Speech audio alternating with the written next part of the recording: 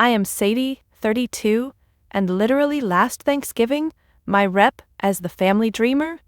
Yeah, it totally backfired. The innovative idea I'd poured my heart into for Dad's struggling software company, it blew up into a public humiliation at our family's annual dinner. Dad, the man who built HarperTech from a garage into a regional name, straight up demanded I abandon my foolish pitch for modernizing his outdated systems. When I pushed back, the room went dead silent. "You're embarrassing us all," he roared, with my siblings and cousins staring like I'd just crashed their perfect holiday. But here's the tea. Their shade didn't break me, it lit a spark. I'm not just pushing back. I'm about to flip the script and change everything. A quick note. This story is copyrighted by the YouTube channel Guest Stories. Reposting, revoicing, or editing this content without permission constitutes copyright infringement. Thank you for respecting original creative work. Now, back to the story. The dining room smelled of roasted turkey and tension, the kind that clings to your skin like damp air. I sat at the far end of the table, my hands folded tightly in my lap, fingers twisting the edge of my napkin. Dad's voice boomed from the head of the table, recounting his usual tale of HarperTech's glory days, how he'd coded the first version of their payroll software on a clunky IBM in the 80s. Everyone nodded, their eyes glazed with rehearsed admiration. My brother, Ethan, leaned back in his chair, smirking, his tie loosened like he'd already won the night. My sister, Clara, picked at her salad, occasionally glancing at Dad with that perfect daughter glow she'd mastered since high school. I'd spent weeks preparing my pitch. HarperTech was bleeding clients. Its interface hadn't been updated since dial-up was a thing, and competitors were eating us alive. My idea was a cloud-based platform, AI-driven, user-friendly, something that could drag the company into this century. I'd mocked up prototypes, run projections, even secured interest from 2 venture capitalists I'd met at a tech conference. This wasn't a whim. It was my shot to prove I wasn't just the quirky one who'd rather tinker with code than play corporate. "Sadie, you're awfully quiet," Mom said, her voice syrupy but sharp, like she was daring me to speak.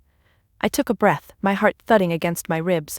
"Actually," I started, sliding my tablet from my bag, "I've got something to share." The room stilled. Dad's fork paused midair, a piece of sweet potato dangling. Ethan raised an eyebrow, already looking amused. I tapped the screen, pulling up the sleek interface I'd designed.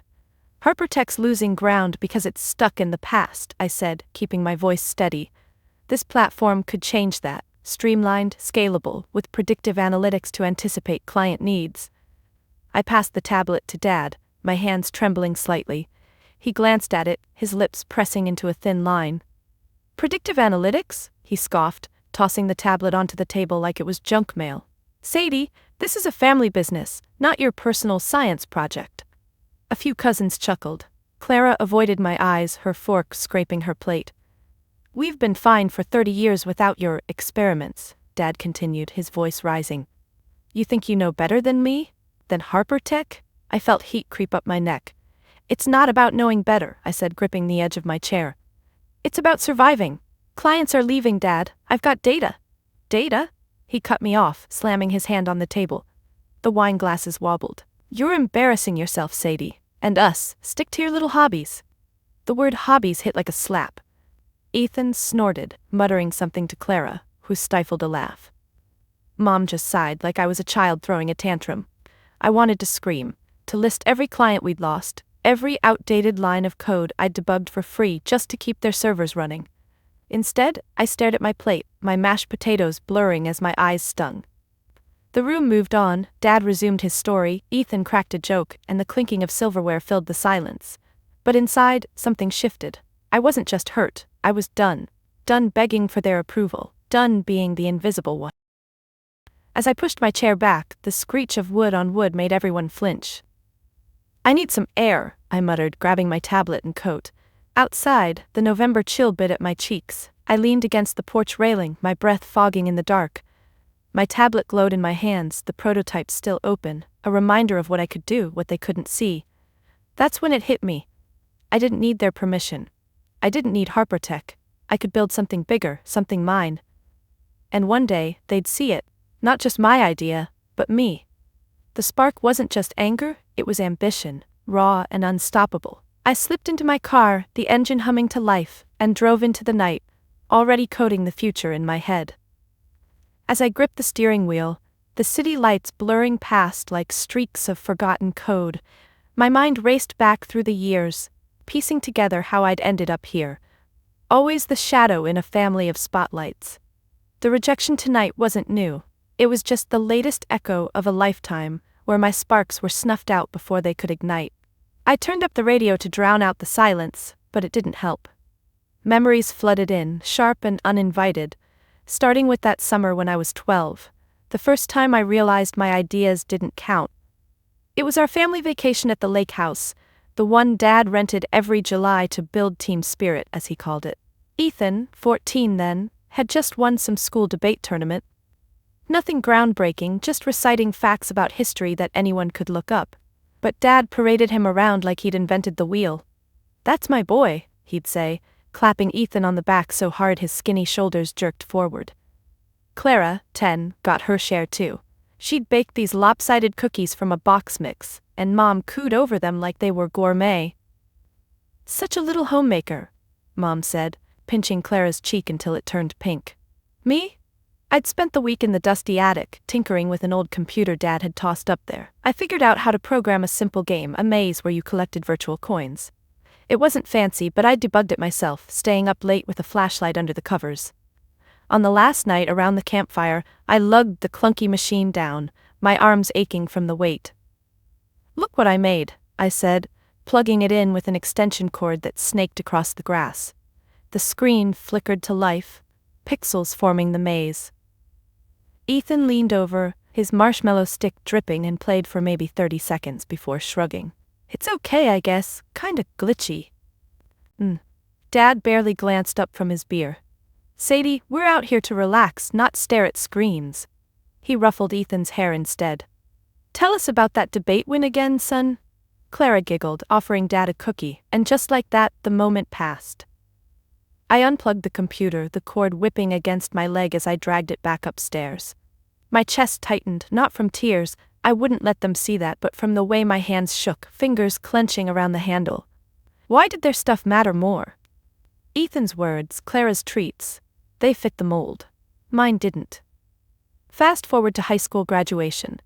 Ethan had already gone off to business school on a partial scholarship, the kind Dad bragged about at every dinner. "Following in my footsteps," he'd say, his chest puffing out. Clara was valedictorian of her middle school class, her speech printed in the local paper. Me? I'd skipped prom to enter a coding competition, building an app that tracked local wildlife for the environmental club. It won first place regionally, even got me an interview with a tech magazine. I framed the certificate, hung it in my room where the light hit it just right. At the graduation party in our backyard, string lights twinkling overhead, I waited for my turn. Relatives milled around, plates piled with barbecue. Uncle Ray slapped Ethan on the back again, congratulating him on his internship at some firm. "Real-world experience," Dad nodded approvingly. Mom fussed over Clara's new dress, twirling her around.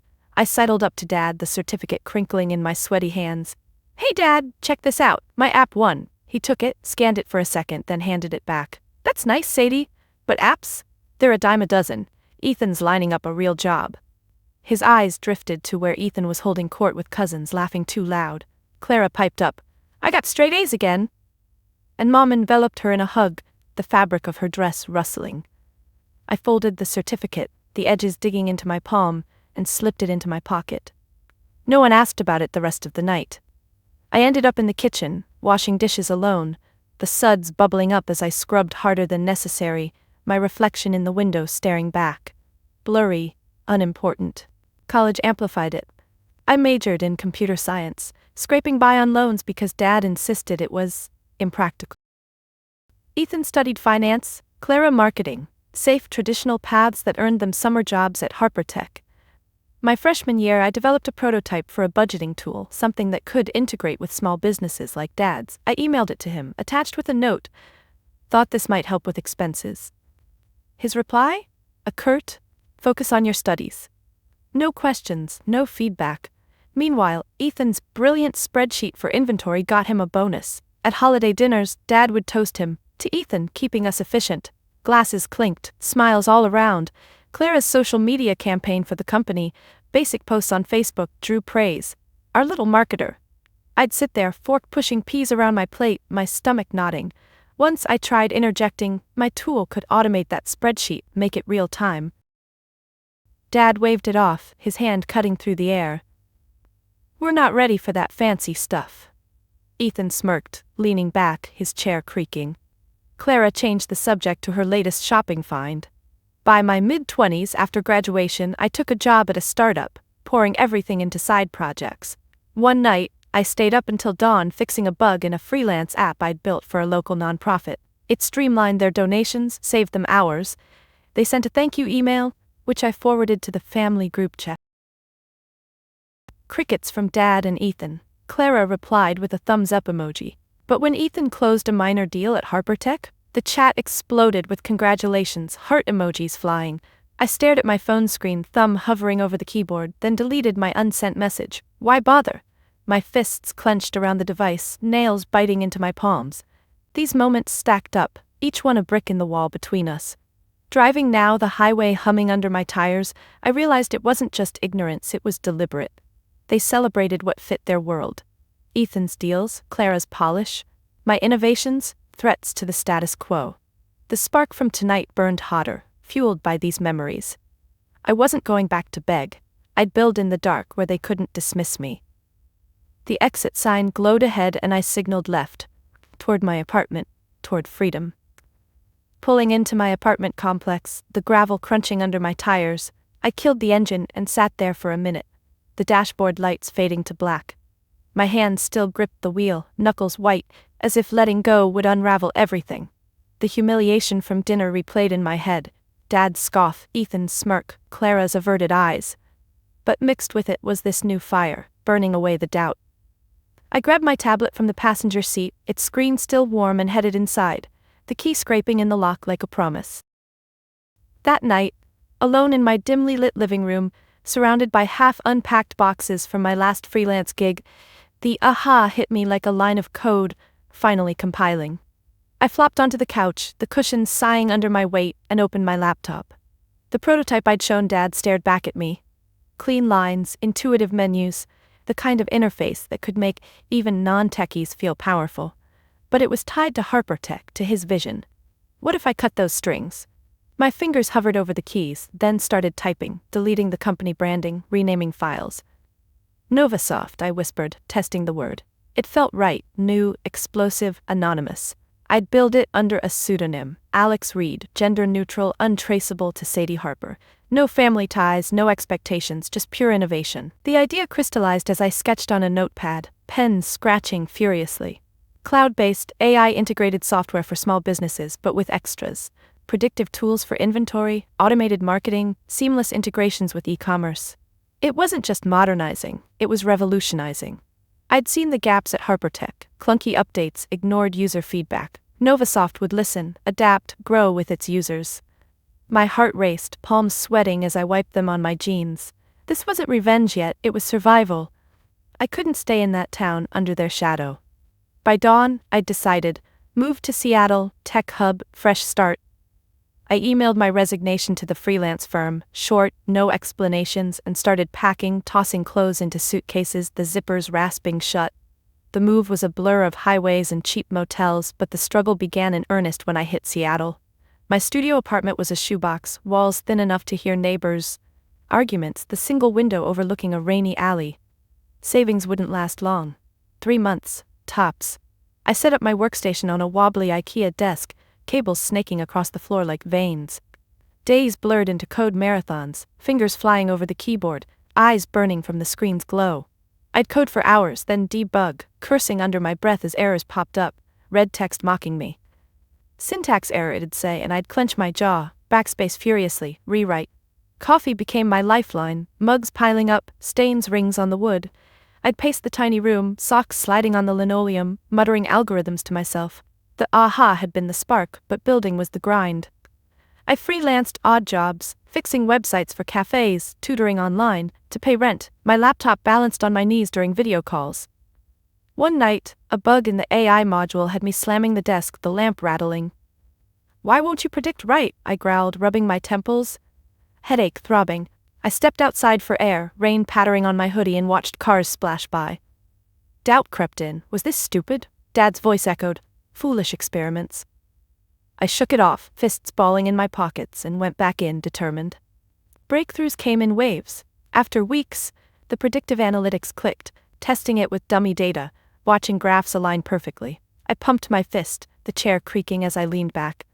But funding was the wall. I pitched to investors anonymously, voice modulated on calls. Alex Reed's bio, a fabricated story of a reclusive genius. Rejections stung. Interesting, but unproven. I'd stare at the email, cursor blinking, then delete and try again. Finally, a small VC bit. $50K seed, enough for servers and marketing. I signed digitally, hands shaking on the trackpad. Growth was slow, then explosive. I launched beta to a few forums under Alex Reed's name. Users trickled in, small biz owners raving in feedback. This saved my shop. I'd read them at 2 a.m., smiling despite exhaustion, fingers scrolling. Updates rolled out, fix a UI glitch here, add a feature there. My phone buzzed with notifications, the sound of dopamine hit. But secrecy was key. No social media, no photos. I'd avoid mirrors sometimes, seeing Sadie's reflection but living as Alex. Years stacked up like commits in a repo.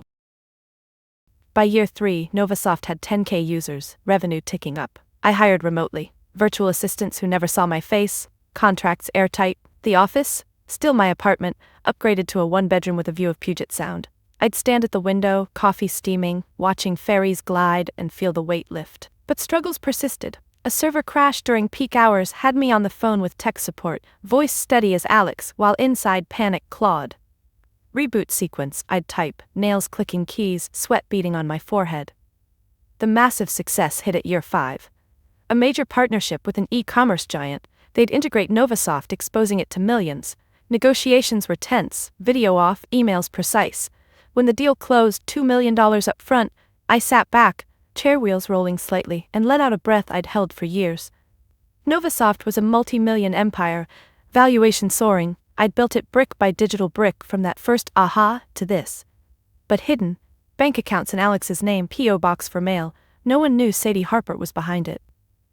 By decade's end, as I prepped for the ultimate move, acquiring Harper Tech, I reflected on the toll. Sleepless nights, missed friendships, the isolation of the pseudonym. My hands, once soft, now calloused from typing marathons. Yet, each struggle forged strength. The empire wasn't just code, it was proof. Proof I wasn't the outcast, they were blind. As I closed my laptop that night, the click echoing, I felt ready. Thanksgiving loomed, but now I held the cards. The cursor blinked on my screen, mocking me as I refreshed the email inbox for the 10th time that morning. It was the day before Thanksgiving, and Seattle's gray sky pressed down like a lid, rain tapping insistently on the window of my high-rise office. Novasoft's headquarters, sleek glass walls, humming servers in the basement, felt like a fortress, but today it couldn't shield me from the pull of home. My fingers drummed on the desk, nails clicking against the polished wood, as I waited for the final confirmation on the acquisition. Harpertech was teetering, debts mounting, clients fleeing, and Alex Reed's offer had been the lifeline they couldn't refuse. Or so they thought. I leaned back in my ergonomic chair, the leather creaking softly, and rubbed my eyes, the contacts gritty from too many late nights. The deal papers sat printed on my desk, a stack of crisp white sheets clipped together, each page a testament to 10 years of hidden toil. Valuation, $15 million.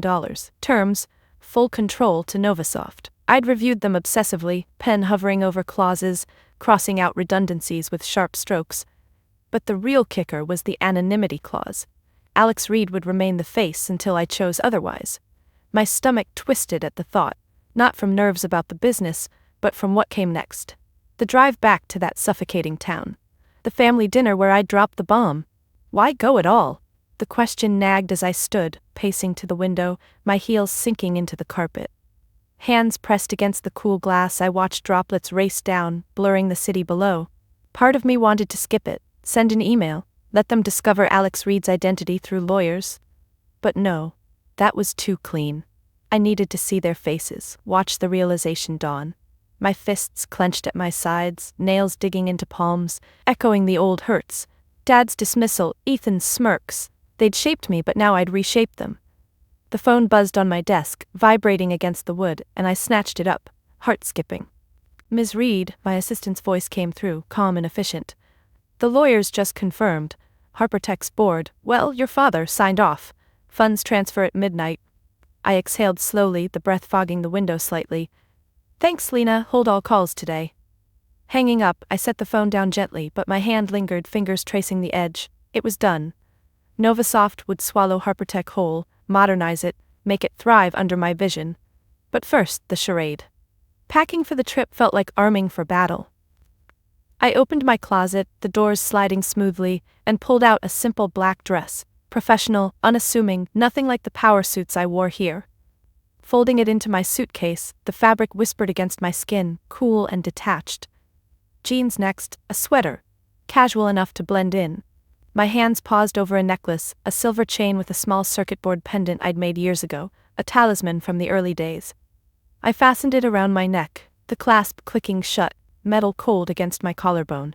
It grounded me, a reminder of who I was beyond their labels. The drive to the airport loomed, but first, lunch. I headed to the kitchenette, microwave humming as I heated leftovers, stir-fry from last night, veggies still crisp. Fork in hand, I ate standing, leaning against the counter, the tile cool under my elbows. Thoughts drifted to the dinner table tomorrow. The same carved turkey, the same forced small talk. What would they say? "Sadie, still tinkering?" Ethan would joke, his laugh too loud, fork gesturing. Clara might offer pitying smiles, her hand patting mine under the table. Dad, he'd dominate, boasting about the mysterious buyer saving his legacy. My jaw tightened, teeth grinding slightly, as I speared a piece of broccoli. The irony burned, they'd celebrate Alex Reed, oblivious. I washed the dish by hand, suds foaming, water hot enough to redden my skin. It was therapeutic, the scrubbing rhythmic, erasing the residue. Drying my hands on a towel, fabric rough, I checked my reflection in the microwave door, hair tied back, eyes shadowed but determined. Reluctant didn't cover it, dread coiled in my gut, but resolve pushed it down. This wasn't just acquisition, it was revelation. I'd built an empire in silence, and tomorrow I'd shatter theirs. Afternoon meetings, wrapped up early, virtual, camera off as always for Alex Reed. I delegated the last tasks, typing emails with precise keystrokes, the keyboard clacking. "Monitor the transfer," I wrote to the team, hitting send with a finality that echoed. Shutting down the computer, the fan whirring to a stop, I grabbed my coat, the wool heavy on my shoulders. Outside, rain had eased to a drizzle, umbrella unnecessary as I walked to the garage, puddles splashing under my boots. In the car, engine purring to life, I programmed the GPS for the airport, 3 hours away, plenty of time to stew. Traffic crawled, brake lights flashing red ahead, and I gripped the wheel, leather creaking. Memories surfaced unbidden. Last Thanksgiving, before the move, Dad's final words, "You're no asset to this family." I'd left then too, but broken. Now? Unbreakable.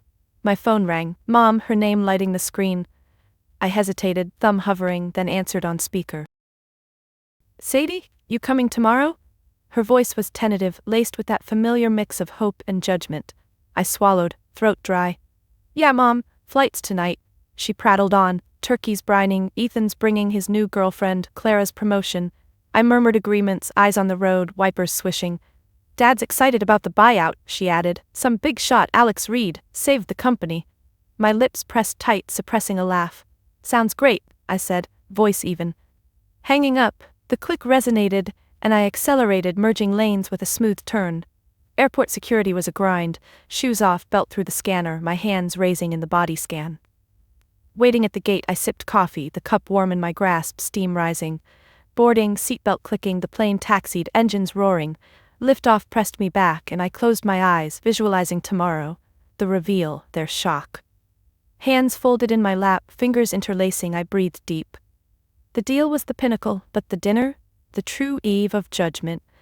As the plane leveled, clouds parting below, reluctance faded. I was ready to return, not as the outcast, but the conqueror.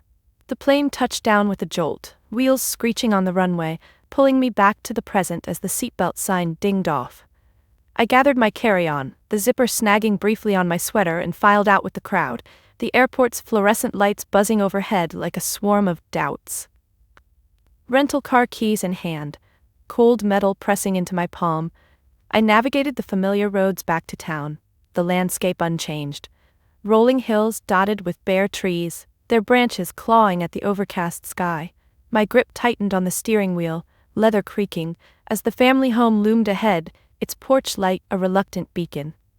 Parking in the driveway, gravel crunching under tires, I sat for a moment, engine ticking cool, steeling myself.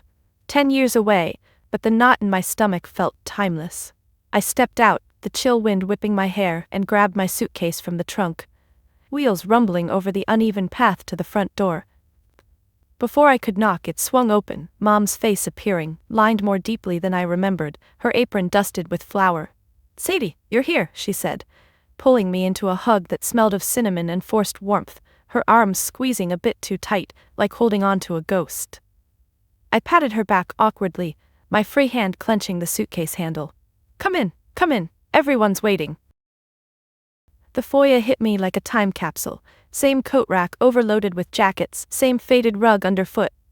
Voices drifted from the living room, Ethan's booming laugh, Clara's higher pitch, Dad's gruff undertone. I hung my coat, the hanger clattering against others, and followed Mom in, my boots thudding softly on the hardwood.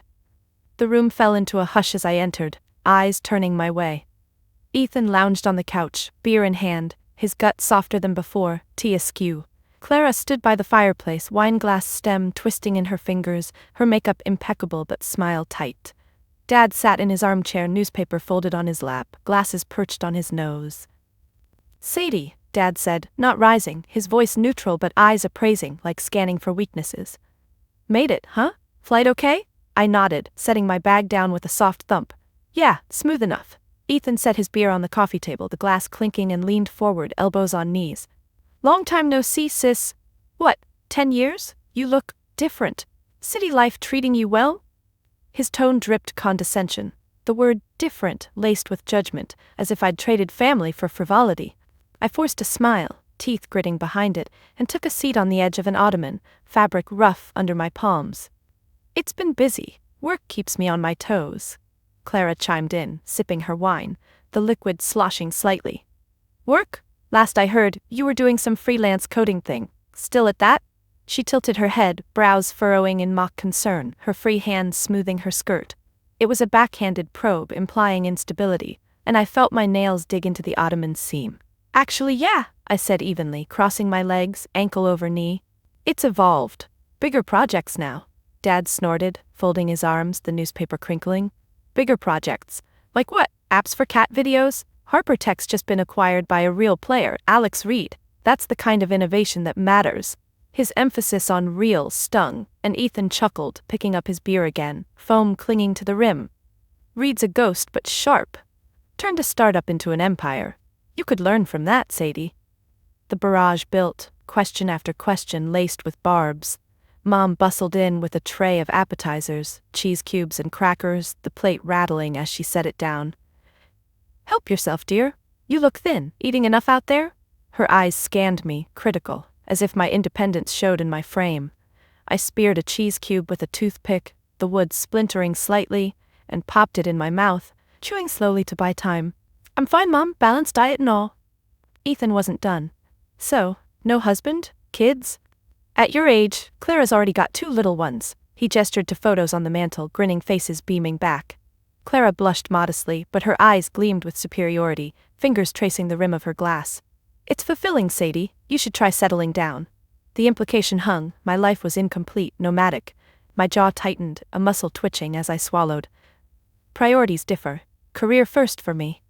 Dad leaned in, his chair creaking, pointing a finger like a gavel. "Career? That's what you call bouncing around? Ethan here's VP now. Turned the sales around. Clara handles marketing like a pro."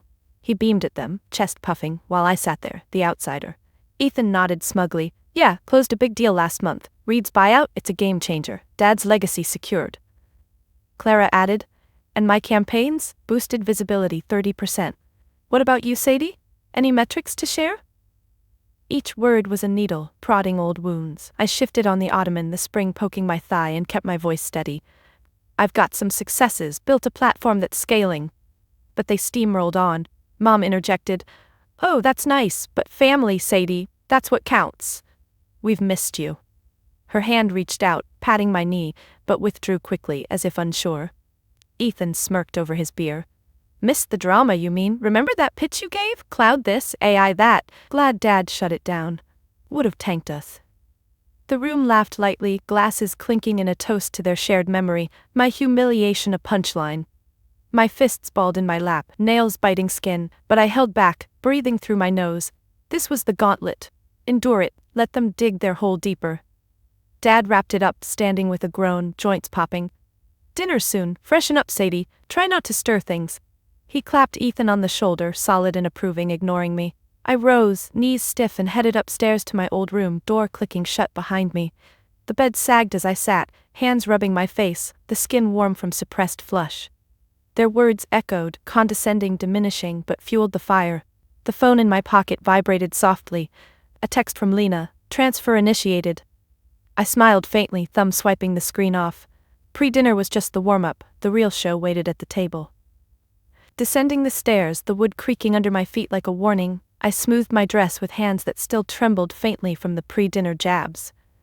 The aroma of turkey and gravy wafted up, thick and inviting, but it churned my stomach instead. Mom called from the kitchen, her voice muffled by clattering dishes. Dinner's ready, everyone to the table. I paused at the bottom step, fingers brushing the banister's worn varnish, chipped from years of indifferent grips. The dining room light spilled out, casting long shadows that seemed to beckon me into the fray. I squared my shoulders, chin lifting slightly, and walked in, the floorboards groaning in protest. The table was set as always. Crisp white cloth, silverware gleaming under the chandelier's warm bulbs, the centerpiece a bouquet of autumn leaves that rustled faintly in the draft. Dad took his seat at the head, chair scraping back with authority, napkin unfolding across his lap in one practiced motion. Ethan plopped down to his right, utensils clinking as he adjusted them unnecessarily, his eyes flicking to me with that predatory gleam. Clara sat opposite, folding her hands primly, her rings catching the light and flashing like tiny accusations. Mom bustled in last, setting down the platter of carved turkey, steam rising in curls, before settling beside Clara. I slid into my usual spot at the far end, but the chair legs dragging softly, isolating me further.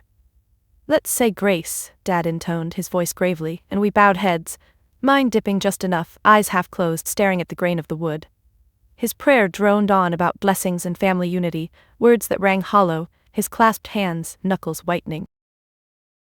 Amen echoed around, and serving began, forks spearing meat, spoons dolloping mashed potatoes, the scrape of metal on china filling the air. I took small portions, plate filling slowly, my fork hovering before committing, appetite non-existent. Conversation started light, deceptive. Mom passed the rolls, basket thumping softly. Sadie, how's the weather in Seattle? Rainy as ever. Her smile was tentative, eyes darting to Dad as if seeking approval.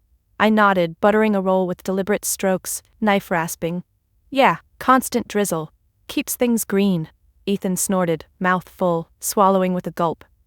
Green? More like depressing. No wonder you look so worn out. He winked, but it didn't reach his eyes, his hand gesturing with a forkful of stuffing. Clara tittered, covering her mouth with her napkin, fabric muffling the sound. Ethan, be nice. But seriously, Sadie, you should visit more. The kids ask about Aunt Sadie sometimes. Her tone implied rarity, a subtle dig at my absence. Dad chewed methodically, jaw working, before steering the talk to business, his favorite arena. Harper Tech's on the upswing, he declared, knife slicing through turkey with precision. That Alex Reed buyout, genius move. Reed's got vision, cloud systems, AI, the works, saved us from the brink. He beamed, chest expanding, as if the credit was his. Ethan nodded vigorously, gravy dripping from his chin, wiped away with a hasty swipe. Absolutely. I negotiated the terms myself. Reed's team was tough, but we held firm, Clara added. My rebranding ideas sealed it. Fresh logo, social push. Reed loved it. I poked at my peas, rolling them around my plate, the tines clicking. Their praise for Reed twisted like a knife, my secret identity lauded while I sat diminished. Sounds impressive, I said mildly, voice steady despite the pulse hammering in my throat. Dad's eyes narrowed on me, fork pausing mid-air. Impressive? It's survival, Sadie. Something you never grasped with your wild ideas. The table quieted, utensils slowing, the clink of a glass against teeth amplifying the tension. Ethan leaned in, elbows planting on the tablecloth, wrinkling it. Yeah, remember that pitch? Modernize this, innovate that. would have sunk us faster than the competition. He laughed, a bark that made Mom flinch slightly, her hand tightening on her fork. Clara murmured agreement. We needed stability, not experiments. Dad set his utensils down with a deliberate clatter, napkin dabbing his lips. Exactly, which brings me to something we've discussed. His gaze locked on mine, hard and unyielding, like code refusing to compile. The escalation hit then, air thickening. Sadie, he said, voice dropping to that authoritative timbre I'd dreaded since childhood, we've decided it's time to formalize things. Harpertech's future is with Ethan and Clara. They've earned it. You're not part of that anymore. My fork froze, peas tumbling off, scattering on the plate. Mom avoided my eyes, her fingers twisting her napkin under the table, fabric bunching. Ethan straightened, a smug tilt to his head, while Clara bit her lip, gaze flicking away. What do you mean? I asked, though I knew, my voice low, hands flattening on the table, palms damp against the cloth. Dad leaned forward, chair creaking ominously. You're cut off, no inheritance, no stake in the company. We've amended the will, the shares, it's done. The words landed like punches, each one precise. Ethan's smirk deepened, his foot tapping under the table, a rhythmic thump. It's for the best, sis, you left anyway, chasing dreams or whatever. Clara whispered, we still love you, but her eyes stayed down, fork pushing food around aimlessly. Humiliation burned, cheeks flushing hot, but I held their stares, fingers curling into fists below the table's edge, nails pressing crescents into skin. Dad continued, undeterred. You've always been the dreamer, Sadie, but dreams don't pay bills. Reed's buyout proves it. Real leaders step up. Irony choked me. Reed was me, but revealing now would spoil the timing. Mom finally spoke, voice quavering. It's not personal, dear, just practical. Her hand reached across but stopped short, withdrawing with a tremble. The announcement hung, conversation stalling, only the tick of the wall clock marking seconds. Ethan broke it. Pass the gravy? As if disowning me was appetizer talk. I pushed my chair back slightly, legs scraping, breath shallow. Inside, rage simmered, not just at the verdict, but the casual cruelty, their unity against my isolation. Yet beneath it, a cool resolve. The phone in my pocket held the confirmation, the power shift imminent. As Dad resumed eating knife-sawing meat, I composed myself, the verdict's sting fueling what came next. The silence after Dad's pronouncement stretched like a taut wire ready to snap as I stared at my half-eaten plate, the gravy congealing into a glossy pool around the turkey scraps. My fork lay abandoned beside it, tines pointed accusingly upward, while my hands retreated to my lap, fingers interlacing so tightly that my knuckles blanched white against the skin. The chandelier's light reflected off the silverware, casting tiny prisms that danced mockingly on the tablecloth, but no one moved. No one dared break the spell of my public dismantling. Ethan's smirk lingered, his lips curved just enough to show teeth, as he reached for his water glass, the ice clinking softly against the sides in the quiet. Clara's eyes darted between us all, her napkin twisted into a rope in her hands, threads fraying under her anxious grip. Mom cleared her throat, a small, raspy sound, but swallowed whatever words she might have offered, her chair shifting slightly with a creak as she adjusted her posture.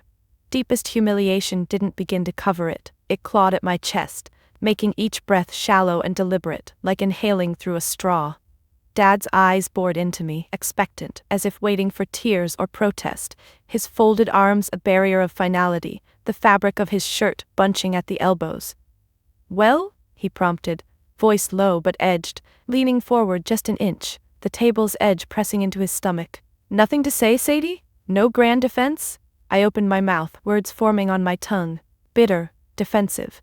But they stuck, my throat dry, lips parting without sound. Ethan chuckled under his breath, a low rumble, setting his glass down with a deliberate thud that made the candles flicker. Cat got your tongue? Or finally realizing we were right all along? Just then, as the weight of their stares pressed heavier, my phone vibrated in my pocket, a insistent buzz against my thigh, cutting through the fog like a lifeline. I flinched slightly, hand instinctively reaching down, fingers brushing the fabric before hesitating. Phones at dinner were taboo, a rule Dad enforced with glares, but in this moment, with my dignity in tatters, I didn't care. The vibration persisted, rhythmic and urgent, and I pulled it out. Screen lighting up my palm, the glow casting a blue hue on my fingers. Sorry, I muttered, voice barely above a whisper, thumb swiping to answer as I pressed it to my ear, rising from my chair with a scrape that echoed too loudly. Dad's brow furrowed, mouth opening to reprimand, but I turned away, stepping toward the hallway, the phone's warmth against my cheek a small comfort. "Lena?" I said softly, voice cracking just a fraction as I leaned against the wall. The wallpaper's texture rough under my shoulder. The dining room's murmurs faded behind me, Ethan's scoff, Clara's hushed whisper, but I focused on her words, crisp and professional through the line. "Ms. Reed, Sadie," she corrected quickly, her tone laced with excitement that pierced my haze. "It's done. The transfer cleared 5 minutes ago. HarperTech is officially under Novasoft's umbrella. Congratulations." My breath caught, a sharp inhale that made my chest expand. Hand pressing flat against the wall for support, nails scraping the paint faintly. The scale of it hit. The multimillion empire I'd built in shadows now engulfing their world, the anonymous buyer unmasked in my mind, if not yet to them. But Lena wasn't finished. "There's more. The board's already buzzing. Your projections were spot on. Integration starts Monday. We've got teams ready to overhaul the systems, implement the AI suite. It's massive, Sadie. You've just redefined the industry." Her words tumbled out, each one a balm on the raw edges of humiliation, and I closed my eyes, head tilting back against the wall with a soft thud. Fingers curled around the phone tighter, knuckles aching as visions flashed. The endless nights coding, the rejections, the solitude, all culminating here, in this call, at this precise nadir. A laugh bubbled up, silent but shaking my shoulders, tears pricking unexpectedly. Not from pain now, but release. From the dining room, Dad's voice boomed, impatient. "Sadie, who is it? We're in the middle of dinner." I ignored him, focusing on Lena. "Any hitches?" I asked, voice steadier, stepping further down the hall, shoes padding on the runner rug. "None," she assured. "Clean as code. Oh, and the press release is drafted, announcing Alex Reed's acquisition. When do you want to go public with your identity?" The question hung, potent, and I paused, hand trailing the banister, wood smooth and cool. "Soon," I said, a smile tugging my lips despite everything. "Very soon." Hanging up, the screen dimming in my hand, I stood there, breath evening out, the phone slipping back into my pocket with a soft pat. The true scale revealed itself in layers, not just the buyout but the vindication. Their savior was the daughter they'd discarded. My fists unclenched slowly, fingers flexing, blood rushing back with a tingle. Humiliation's grip loosened, replaced by a surging power, warm and electric, coursing from my core. I straightened, shoulders rolling back, chin lifting as I turned toward the dining room light. Re-entering, the air felt different, charged, mine to command. They watched me, forks mid-air, Ethan's brow arched in curiosity, Clara's eyes wide. Dad set his napkin down with a snap. "What was that about? Rude to take calls now." I resumed my seat, chair pulling in smoothly, and picked up my fork, spearing a piece of turkey with deliberate calm. "Work," I said simply, meeting his gaze levelly, the word weighted with unspoken triumph. Inside, the call's echo reverberated, shifting everything, their verdict nullified, my success a tidal wave poised to crash. The conversation stumbled forward, but I barely heard it, mind racing through next steps. The reveal, the fallout. Ethan prodded. "Must be important, huh? Your project's finally paying off?" His sarcasm dripped, but it bounced off me now, harmless. I chewed slowly, savoring not the food, but the moment, the precise pivot from depths to heights. Mom glanced worriedly, her hand hovering over the salt shaker before withdrawing. The call hadn't just changed the game. It had rewritten the rules, my hidden empire the key, unlocking a future where I held the power. The word work hung in the air like a dropped pin, sharp and unexpected, as I settled back into my chair, the wood groaning faintly under my weight. Dad's fork hovered midway to his mouth, a sliver of turkey dangling, his eyes narrowing into slits that bored into me across the table. Ethan paused mid-chew, his jaw working slowly before he swallowed with an audible gulp, setting his utensils down with a clatter that made the wineglasses tremble. Clara's hand froze on her napkin, fingers bunching the fabric into tight folds, her gaze flicking uncertainly between us. Mom shifted in her seat, the legs scraping softly, and cleared her throat again, but no words came, just a small, uneasy cough muffled behind her hand. Dad recovered first, leaning forward, his elbows planting firmly on the tablecloth, wrinkling it further. "Work? At this hour? On Thanksgiving?" His voice dripped with disdain, the same tone he'd used to dismiss my ideas a decade ago, but now it bounced off me, harmless. I speared another piece of turkey, the fork piercing the meat with a soft squish, and brought it to my mouth, chewing deliberately, letting the silence build. Ethan's smirk faltered, his foot stopping its tap under the table, replaced by a restless shift that made his chair creak. "Must be some big deal," he said, trying for sarcasm, but his voice cracked just a bit, betraying curiosity. Clara nodded faintly, her rings clicking as she adjusted her grip on the glass stem. I swallowed, setting my fork down gently, the metal tingling against the plate's edge, and wiped my mouth with my napkin, folding it neatly before placing it beside my plate. My hands were steady now, palms dry, as I met Dad's stare head-on, my chin lifting just an inch. "It was," I said evenly, voice calm like the eye of a storm. "The acquisition finalized, Harpertech's officially sold."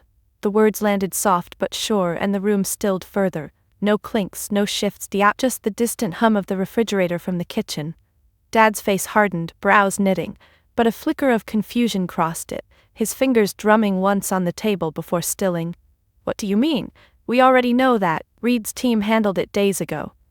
Ethan leaned in, elbows mirroring Dad's, his beer glass forgotten, foam settling.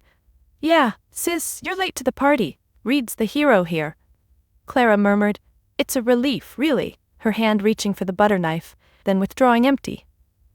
I let a small smile curve my lips, not smug but satisfied, the kind that comes from years of pent-up truth. My fingers traced the edge of my water glass, cool condensation beating under my touch, grounding me. "Alex Reed," I said slowly, drawing out the name, watching their reactions. Dad nodded impatiently. "Yes, Reed, sharp mind, built Novasoft from nothing." Ethan's agreement was quick. "Empire builder, wish we had more like that in the family." The hypocrisy twisted in my gut, but I pushed it down, breathing steadily, chest rising and falling evenly.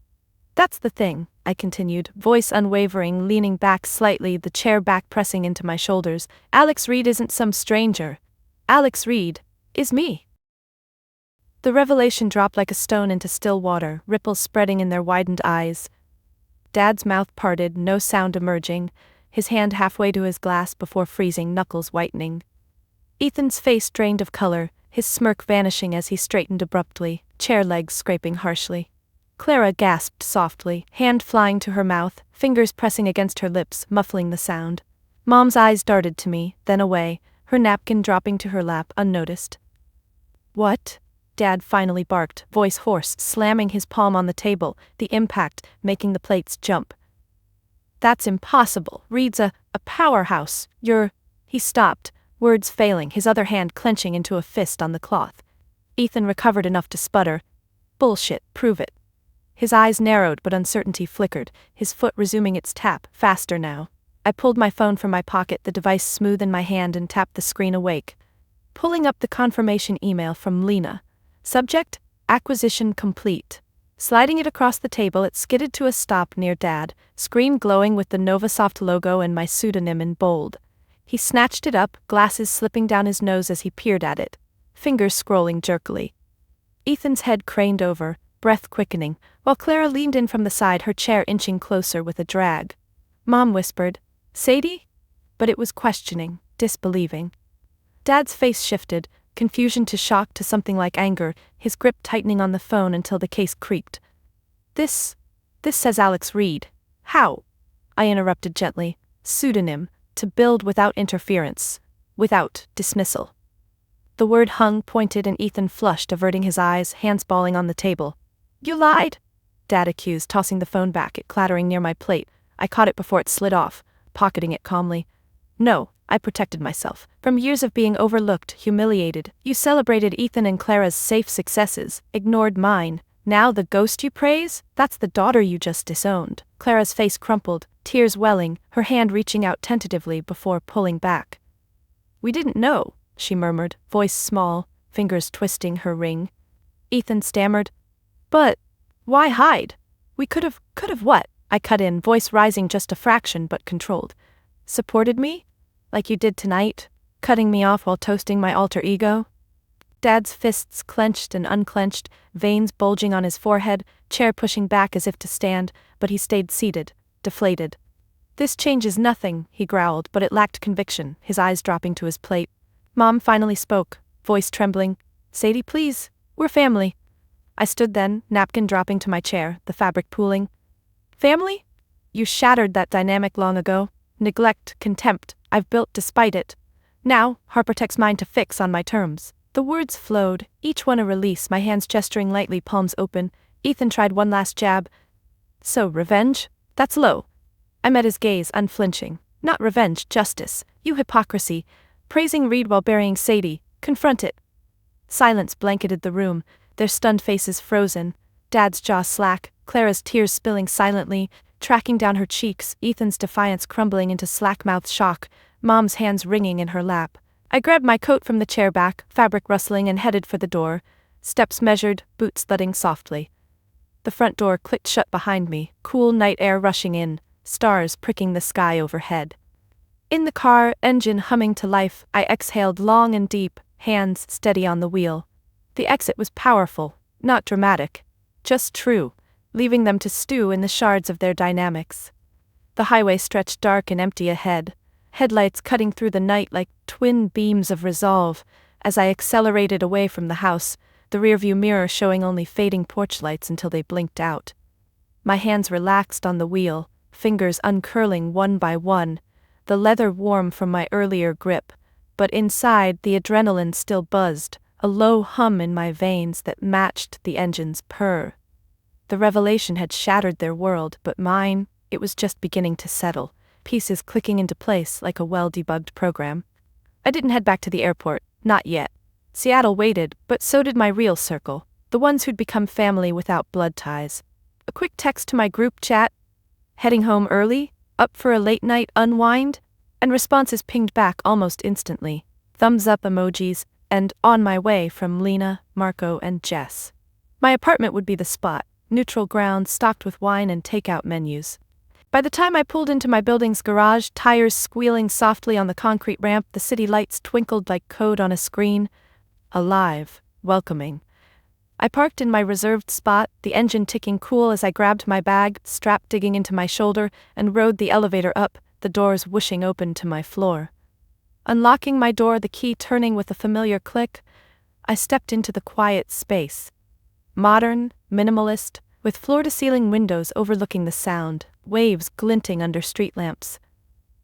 I kicked off my boots, toes flexing against the cool hardwood, and flicked on the lights, bulbs warming to a soft glow. First things first, shed the dinner's residue.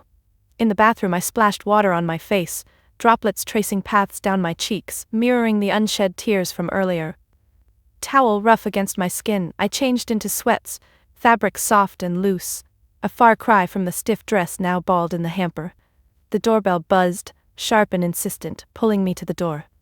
Lena arrived first, arms laden with a pizza box, steam escaping the edges, and a bottle of red wine tucked under her elbow. "Boss lady," she said, grinning as she stepped in, kicking the door shut with her heel, the thud echoing. I took the pizza, cardboard warm against my palms, and hugged her one-armed, her coat smelling of rain and coffee. "You didn't have to," I murmured, but she waved it off, hanging her jacket on the rack, hooks clinking. "After that call? Hell yes, spill everything." Marco and Jess followed minutes later, Marco with a six-pack of craft beer, cans clinking in the bag, and Jess carrying a tub of ice cream, spoon already taped to the lid. Marco enveloped me in a bear hug, his beard scratching my cheek, while Jess pecked my forehead, her lipstick leaving a faint mark I didn't mind. We settled in the living room, couches sinking under our weight, the coffee table soon cluttered with open boxes, pizza slices dripping cheese, beer caps popping with fizzy hisses, wine glasses filling with deep crimson pours. Lena claimed the armchair, legs curling under her, glass stem twisting in her fingers as she leaned forward. "Okay, start from the top. The dinner, how bad?" I took a slice, cheese stretching in long strings before snapping and bit in. Sauce tangy on my tongue, buying a moment. Swallowing, I recounted it. The gauntlet of questions, Dad's announcement, the call's timing, the reveal. My voice stayed steady, but my free hand gestured, fingers splaying to emphasize the shock on their faces. Dad's slack jaw, Ethan's color draining like a glitchy screen. Marco whistled low, setting his beer down with a soft clunk, foam bubbling over the rim. Damn, Sadie, that's cinematic. You really dropped the mic and walked. Jess nodded, spoon digging into the ice cream, chocolate chunks crunching as she ate. And they praised Reed the whole time? The irony. Lena laughed, a genuine burst that made her wine slosh, her hand steadying the glass just in time. Hypocrites. But you? Queen move. Novosoft's theirs now. Yours, I mean. Their reactions washed over me like a balm, warm and unforced, no undercurrents of judgment. Marco's eyes crinkled with pride, his hand clapping my shoulder solidly, while Jess passed me the ice cream tub, our fingers brushing in a silent, got you. Contrast hit hard then, memories of the dinner flashing against this, there, forced smiles and barbed words, forks scraping intense silences, here, easy laughter, plates passed without pretense. At the family table, I'd been the outcast, plate pushed away in humiliation. Now I lounged back, feet propped on the ottoman, toes wiggling freely, as Marco refilled my wine, the glug of liquid rhythm. To flipping scripts, he toasted, glasses clinking in a circle, the sound clear and joyful, not the clunky toasts to Ethan and Clara's real wins. Lena shared a story from the office. A bug she'd squashed that day, her hands mimicking typing, fingers dancing in the air, drawing nods and nice ones from us. Genuine appreciation flowing. Jess tilted her head, spoon pausing mid-scoop, her eyes soft. How you feeling, really? That couldn't have been easy. I set my glass down, base tapping the table and rubbed my temples, fingers pressing into the skin, easing the faint ache. Raw, but free. They were toxic, neglect wrapped in tradition. This? I gestured around, hands sweeping the room, encompassing their faces lit by the lamp's warm light. This is real. You saw my potential when they didn't. Marco nodded, beard bobbing. From day one. Hired you, well, Alex, on that first pitch. Best decision, Lena added, and we've built something epic, no blood needed. The night deepened, conversations weaving. Work wins, like the recent integration that boosted user retention 40%, high fives exchanged, palms slapping, personal stuff, Jess venting about a bad date, our laughter erupting, my sides aching in the best way. No backhanded compliments, no disowning, just support, hands squeezing shoulders, eyes meeting with understanding. As midnight neared, pizza crust littering the box, ice cream melting into soup, I felt the warmth seep in, thawing the dinner's chill. This was the chosen, colleagues turned allies, friends who'd celebrated my milestones without envy. Marco yawned, stretching arms overhead, joints popping, but his smile lingered. Proud of you, Sadie. Jess hugged me goodbye at the door, her embrace lingering, while Lena whispered, Tomorrow, we conquer. Her hand squeezing mine. Alone again, dishes stacked in the sink, water running briefly to rinse. I stood at the window, hands pressed to the glass, cool against my palms. The biological ties had frayed, toxic threads snapping under truth. These chosen bonds? Strong, woven from mutual respect. The contrast wasn't just events. It was essence. Neglect versus nurture, dismissal versus embrace. Sleep came easy that night, body sinking into sheets, the genuine moment a shield against the past.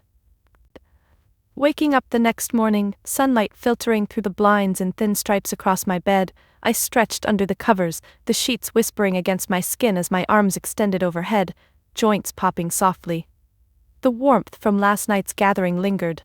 Not just in the empty wine glasses on the counter, stems still smudged with fingerprints, but in the quiet satisfaction settling in my chest, steady and unshakable.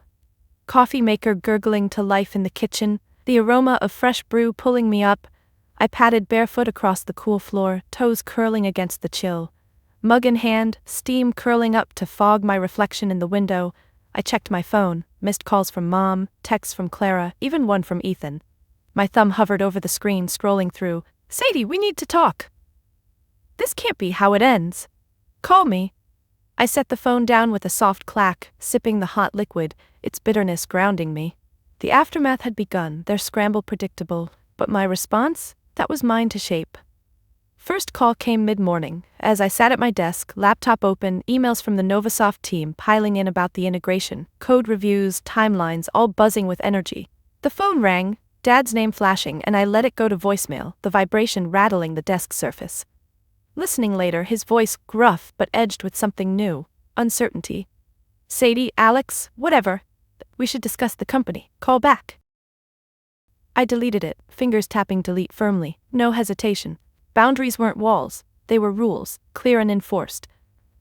I drafted a group email instead, CCing the family. HarperTech acquisition complete. As owner, I'll oversee changes, personal matters separate, no unsolicited contact, business through lawyers. Hitting send, the whoosh sound echoed my resolve, hand lingering on the trackpad. Clara tried next, a text popping up as I reviewed acquisition docs, pages rustling under my fingers. Sis, I'm sorry, let's meet, coffee? Her words pleaded, but memories flashed, the averted eyes at dinner, the silent complicity. I replied curtly, not now, need space. Blocked her number temporarily, the screen confirming with a pop-up, my nail clicking the button. It wasn't cruelty, it was protection, preserving the peace I'd earned. Ethan emailed, long, rambling, admitting maybe we were harsh, but slipping in, Reed's ideas could use our input. I archived it unread, mouse clicking drag and drop, the folder swallowing it whole. Their attempts persisted. Mom left a voicemail, voice quavering, family forgives Sadie. I saved it, but didn't respond, setting the phone to do not disturb, the icon glowing silent. Afternoon brought a knock at my door, unexpected, jarring. Peering through the peephole, distorted view showing Ethan outside, coat collar up, hands shoved in pockets. My heart skipped, but I didn't open, stepping back quietly, floor creaking under my weight. He knocked again, knuckles rapping sharply, then called through the wood. Sadie, I know you're in there, let's hash this out. I waited, breath held until his footsteps faded down the hall, echoing retreat. Text to building security, unwanted visitor, escort if returns. Their reply quick, affirming, boundaries in action, physical, digital, emotional. Work became my anchor, diving into meetings via video, camera on for the first time in years, as Sadie, not Alex. Team members nodded approvingly, screens flickering with shared docs, my mouse highlighting integration points. We'll phase out old systems, I said, voice confident, hand gesturing to the webcam. Lena chimed in. Your vision from the start. No family interference, this was my domain. Evening, a lawyer's call, family contesting the buyout? Laughable. Ironclad, he assured. Papers shuffling on his end.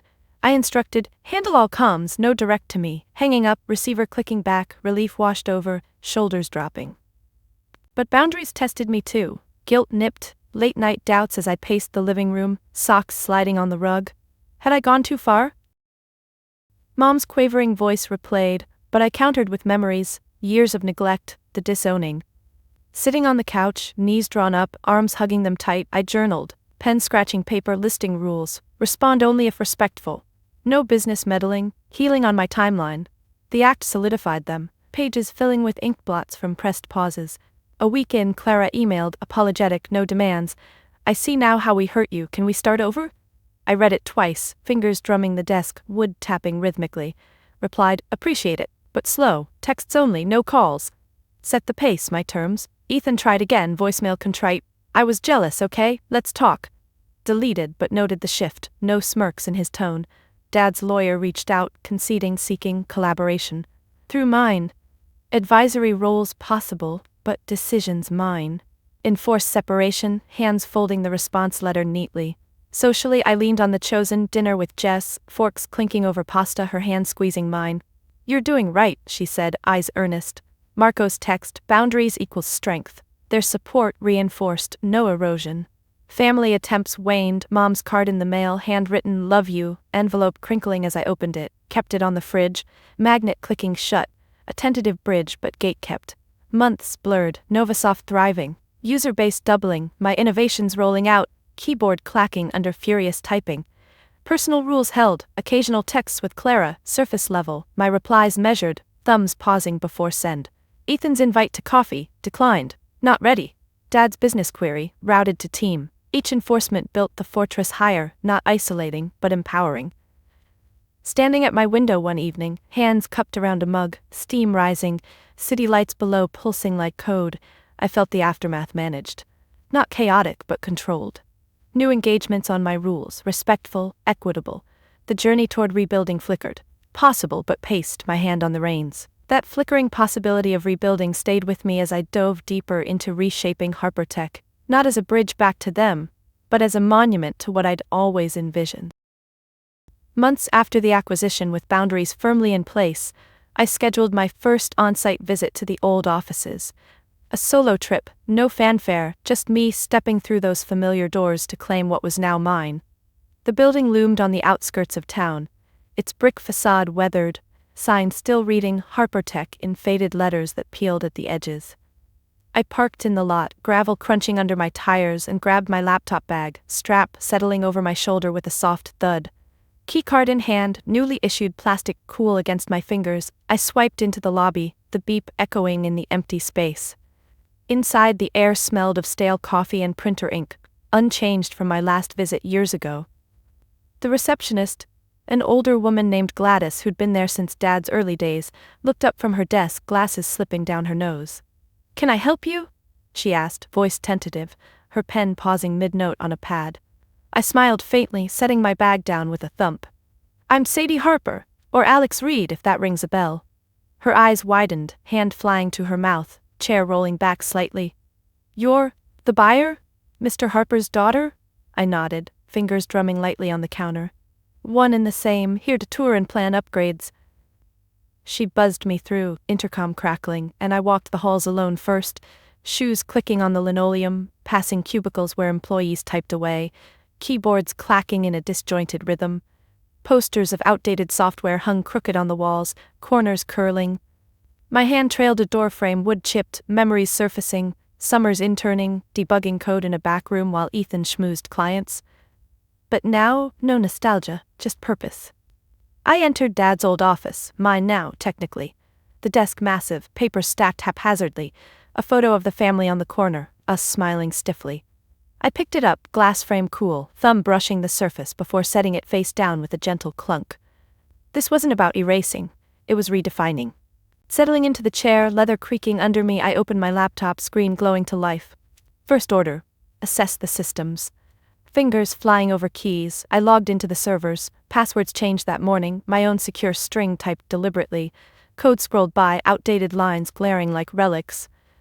"This won't do," I muttered, mouse clicking to highlight sections, deleting swaths with backspaces that echoed my intent. Novasoft's platform would integrate cloud migration, AI analytics, user-centric design, but beyond tech, impact, I'd make HarperTech a force for good, not just profit. Small businesses in underserved areas, free tiers for startups and low-income communities, tools for nonprofits. My vision from the start, now amplified. Team meeting next. I'd called it via email, no family involved. Employees filed into the conference room, chairs scraping as they sat, murmurs rippling like code compiling. About 20 faces, some familiar, others new, eyes curious or wary. I stood at the head, projector humming behind me, remote in hand clicking to the first slide.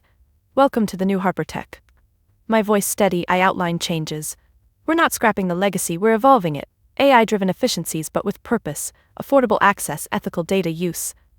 Questions came, tentative at first, a hand raising slowly. "What about jobs?" one asked, voice hesitant, pen tapping his notepad. "Secure," I assured, leaning on the table, palms flat. "Training programs, growth opportunities. We're building, not cutting." Another piped up. "Heard you're Harper's daughter. Conflict?" Direct, eyes meeting mine. I paused, fingers interlacing. Personal history aside, this is business. My success with Novasoft proves the model. HarperTech will thrive on innovation, not tradition. Nods rippled, tension easing, a few smiles breaking. I demoed the prototype, screen-sharing wireframes, cursor dancing as I explained features. Predictive tools for inventory, saves time, reduces waste. Hands jotted notes, papers rustling. By end, applause, sparse but genuine, chairs pushing back as they filed out, conversations buzzing. Alone again, I walked the building, notepad in hand, pen scratching ideas. Renovate the break room, add collaborative spaces. Outside, I paced the parking lot, phone to ear, calling suppliers. Voice firm, negotiating eco-friendly servers, sustainable materials only. The wind tugged my hair, leaves skittering across asphalt. Impact extended. Partnerships with local tech schools, scholarships in the Harper name. But mine, funding women in STEM, application forms I'd designed myself. Criteria typed later that night. Back in Seattle by evening, plane turbulence jostling my seat, I refined plans on my tablet, stylus tapping screen. Reclaiming the name meant positive ripples, donate software to charities, track metrics, users helped, businesses saved. Emails to philanthropists, fingers composing pitches. Join in modernizing legacy with heart. Responses trickled, enthusiastic, inboxes dinging. Home, I cooked dinner, stir-fry sizzling in the pan. Spatula scraping, mind whirring. The family name, once a weight, now a tool. Harper Innovation Fund, launched quietly, my signature on docs, ink drying under lamplight. Challenges arose, resistance from old guard employees, emails complaining too fast. I addressed in calls, voice patient, change builds futures. One conversation stood out, a veteran coder, voice gruff over speakerphone. Your dad's way worked. I leaned back, chair wheels rolling. It did. Now, we lead, he conceded. Fair. Show me the code. Shared files, collaboration blooming. Impact showed. First nonprofit user emailed thanks, transformed our operations. Printed it, pinned to my board, pushpin piercing paper. Reclaiming wasn't vengeful, it was affirmative. The name Harper, once synonymous with dismissal, now innovation's beacon. At a conference months later, on stage, lights hot on my skin, microphone feedback squealing briefly, I spoke, from overlooked to owner, redefining family legacies. Applause thundered, hands clapping, but fulfillment came from the work. Code deployed, lives improved. Dinner with allies after, glasses clinking, their pride mirroring mine. You've reclaimed it all, Lena said, hand squeezing my arm. I nodded, fork twirling pasta on my terms. Nights, journaling by window, pen flowing, I reflected. Success wasn't just empire, it was legacy remade, positive, inclusive. The family? Distant echoes, but the name? Mine, forged anew. Those nights of journaling by the window became a ritual, the city lights below a constant backdrop to my thoughts, twinkling like distant stars that no longer felt out of reach. One evening, about a year after the acquisition, as rain pattered softly against the glass, streaking it in rivulets that blurred the view, I sat there with my notebook open on my lap, pen cap chewed absent-mindedly between my teeth. The ink had run low from previous entries, pages filled with sketches of new software features, lists of impacts from the Harper Innovation Fund, and scattered notes on boundary updates with the family. But tonight, the pen hovered over a fresh page, the tip pressing lightly into the paper without marking it, as if waiting for permission.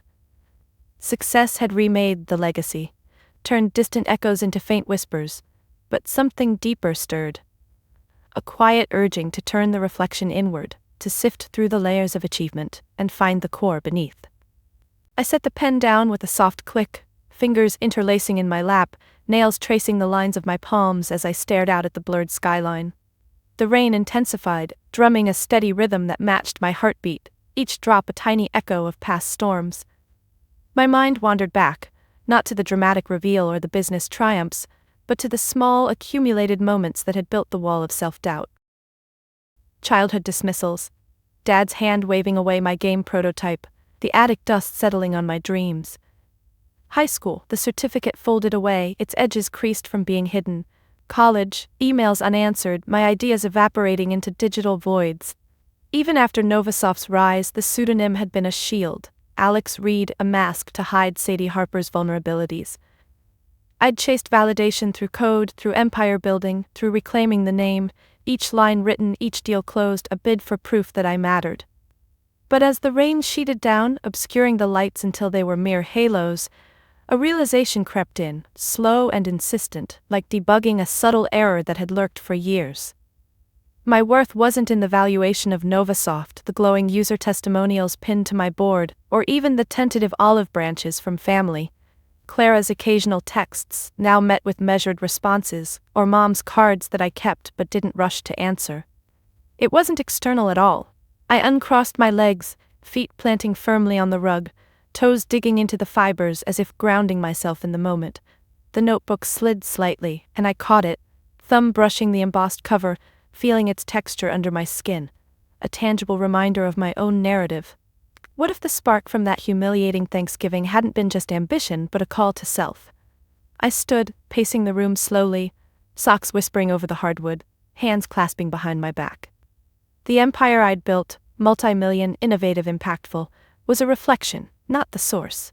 Each struggle, the all-nighters with code crashing, cursor blinking mockingly, the isolation of the pseudonym, mirror showing a face I barely recognized, the boundaries enforced, phone set aside during persistent calls, they'd forged resilience, not from proving them wrong, but from affirming myself right. My fingers trailed the bookshelf, spines of tech manuals and journals bumping under my touch, books I'd devoured in solitude, knowledge absorbed not for applause, but for growth. Sitting again, this time on the floor, back against the couch, Knees drawn up, I picked up the pen once more, cap popping off with a decisive snap. Words flowed haltingly at first, ink smudging where my hand dragged. Worth isn't in their eyes or even in the code's success. It's here, in the quiet choices, the decision to build, to boundary, to impact without needing the nod. The pen scratched faster, page filling with stream of consciousness, recollections of joy and pure creation, like the aha moment in that Seattle shoebox apartment, laptop fan whirring as the first prototype compiled flawlessly, my fist pumping in empty air. No audience, just me, validating the idea, the effort, the self. Tears pricked unexpectedly, not from pain but release, one drop landing on the page, blurring a word into an abstract shape. I wiped my eyes with the back of my hand, skin salty against my lips as I bit them thoughtfully. Peace wasn't triumph over them, it was independence from the need for it. The family dynamics, shattered, confronting, slowly mending on new terms, had forced the mirror inward. Dad's legacy remade? That was external, my own, internal, unshakable. I closed the notebook, spine creaking shut, and rose, stretching arms overhead, vertebrae popping in sequence. The rain eased to a drizzle, city emerging clearer, lights sharpening into focus. That realization anchored everything after. Morning started with meditation, not emails. Sitting cross-legged on the balcony, hands resting on knees, palms up, breathing in the damp air, exhaling old dependencies. Work flowed freer. Decisions from intuition, not proof-seeking, like greenlighting a risky AI feature, fingers hovering over approve before clicking with confidence. Socially, chosen allies deepened. Dinners where vulnerability shared without fear, laughter genuine, hands gesturing animatedly over plates. Family contact? Selective, peaceful. A call with Clara, voice warm but boundaried, ending on my cue, receiver set down without regret. True peace settled in the mundane. Grocery shopping, cartwheels squeaking, selecting produce with deliberate squeezes, coding sessions, keys clacking rhythmically, bugs fixed with patient traces. No longer chasing echoes of approval, I lived in the present's validation. Self-sourced, infinite. The journal entry that night ended simply, I am enough.